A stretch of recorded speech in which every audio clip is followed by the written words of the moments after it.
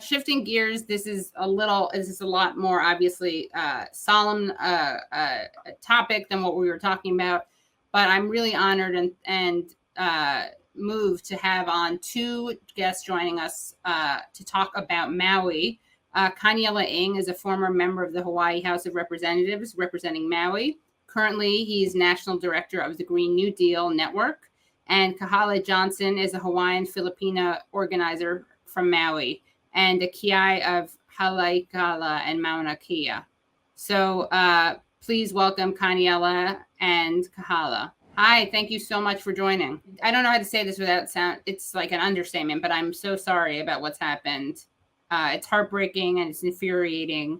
I guess to start off, can you share what your experiences have been, what your relationship is to Maui? Aloha, my name is Kahala. My family is from the west side of Maui and Waiola. I'm currently on the island of Oahu for school, studying political science. Like was mentioned before, I'm a kiai or a protector, activist for Haleakala, which is one of our sacred mountains. We defended that in 2015 against the Daniel K. Inouye telescope. And in 2019, I also stood with protectors on Mauna Kea to protect that mountain from the 30-meter telescope, which is an ongoing struggle. I'm currently organizing with the Mauna Medic Hui, which is managed and organized by Noelani Ahia, currently at Lahaina. And I'm Kaniela Ing.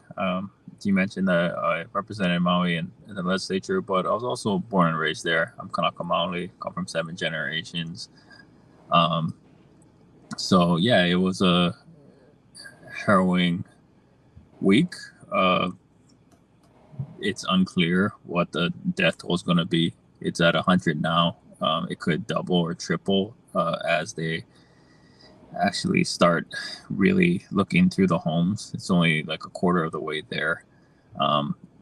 Initially, all the people I texted were fine, but as I'm going through Facebook and like thinking about my friends from church and sports and middle school, you're realizing like, yeah, there's still people missing. So I think anyone who's from Maui has like a really deep connection, and they probably know somebody, because only like a few folks have actually been identified. So it's like, how do we navigate this like initial trauma, grieve and heal, but also fend off the disaster capitalists and vultures that are circulating Lahaina right now. Are there any stories you want to share about people?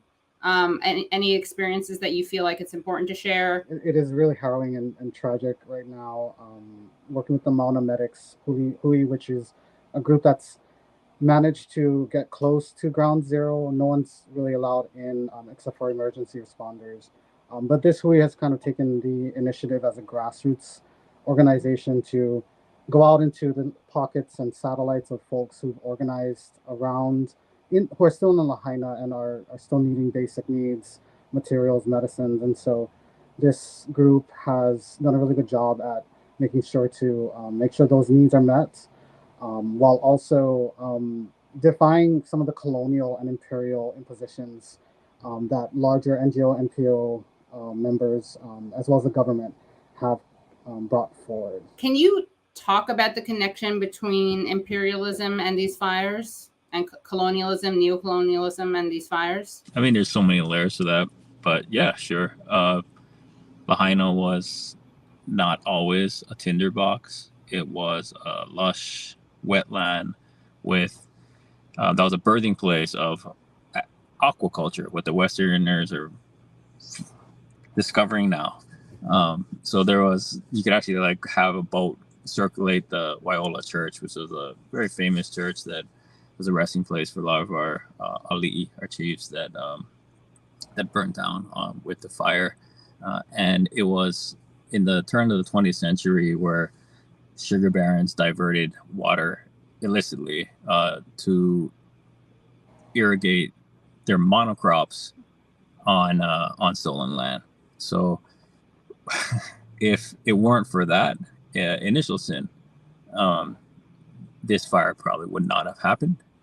They also introduced native grass, and there's also this way of extractive living that has sent a blanket of pollution up into the sky that has overheated our Earth, caused the winds to get warmer and therefore faster, and that's also a colonial force that sent Lahaina town ablaze. And finally, there's a utility that in a town that's $1.3 million, it has $1.3 million median homes. Generally, the power lines are buried.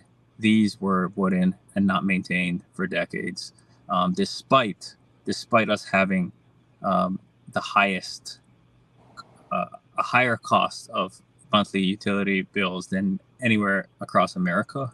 The second highest is half as much as Hawaii. My house pays $600 a month for insurance. They brag about their record profits, yet they allow their power lines to just fall like this. And I think the through line between those three things is corporate greed. And all three of these institutions, like the fossil fuel industry in Hawaii, the corporate utility, and the people who sell our water, they're all legacies of the big five missionary families, original oligarchs of Hawaii, and they persist today. Can you talk about who these big five are? Yeah, these are names like Alexander and Baldwin Campbell, and basically these are folks who are descendants of the missionaries, Calvinists who came to Hawaii and brought over their religious ideologies, which also led to them getting close to the Hawaiian monarchy at that time. And a lot of their work was to influence the way that the structure of government, law would proceed. They were able to accumulate enough capital and land to create the beginnings of a plantation economy, which saw the exploitation of native labor, and then later, after the overthrow of the kingdom in 1893 and 1898, annexation, proposed annexation, we saw the influx of contract labor from other areas of the world, particularly Asia. This plantation economy, this big five, are also the folks who led the overthrow of the kingdom in 1893 and 1898. So we have this kind of continuum of white, rich men, capitalists, plantation owners, controlling not just the government, but also, as Kaniela mentioned, the water resources, land resources, which is the prelude to what we're seeing right now with consequences with the fire. Are these people, they stayed, do they live in Hawaii? Do they have houses there and live in other states as well? Yeah, so the Baldwin estate is like something like the Righteous Gemstones, right, where they have like just way too much land and a bunch of bumbling children. Yeah. Like, those types. But these are now like these are like publicly traded companies with shareholders that have no vested interest in Hawaii. So like Alexander and Baldwin, for example, is the largest landowner on Maui and one of the top political contributors today. So they still have that oligarchical grasp on local society here. And they were in the agriculture business. So all the sugarcane that Maui was famous for throughout my entire lifetime growing up was essentially under their control. And they knew it wasn't profitable, but they kept it in sugar because they got the agriculture tax breaks as just to hold on to the land and let it appreciate and not develop it for the people. Once, of course, I grew up in an environmental justice community where it would rain sugarcane ash on me. We all got asthma. A bunch of activists stood up and didn't want cane burning. And then, of course, the company pitted the union, the workers, against that community. So as soon as sugar went under, they blamed it on the activists, right? So it's like that kind of division that they sow in our community for has been just like, it's just the same playbook since not just before statehood, but before territorial days.